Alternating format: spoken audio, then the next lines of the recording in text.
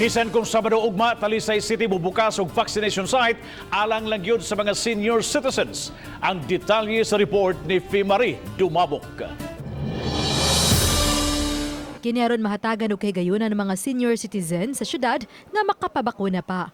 Didto kini pay gayon sa dakong hawanan sa tunghaan sa Saint Scholastica diha sa Barangay Lagtang nga dunay kapasidad nga 1,400.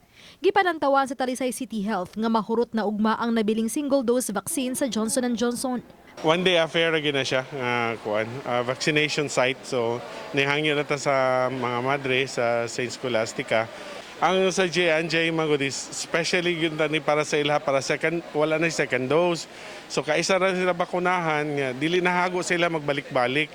Pero gahapon kita mas nindot man namo ang outcome gahapon sa amo ang mga senior citizen. Aduna sa ihatag nga first dose sa Sinovac apan alang lang gihapon sa mga senior citizen. Samtang sugdan sunod semana ang paghatag og balik sa first dose sa Sinovac vaccine alang na sa tanang kategory. Kinihuman nakadawat ang syudad gahapon og 8,000 ka doses sa Sinovac. Ubay-ubay na gyud sa mga senior citizen sa Talisay ang nakapabakuna.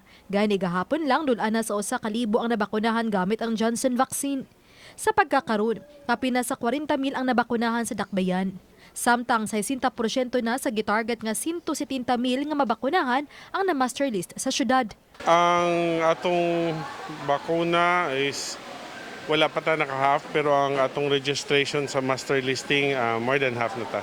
Samtang mag-agad ang kagamhanan sa Talisay City sa apelasyon sa Kapitolyo ngadto sa National IATF kalabot sa paglakip sa probinsya sa Subo ubos sa MECQ. Uba ni John Solon. Ako si Fimari Dumabok. Balitang Bisdak.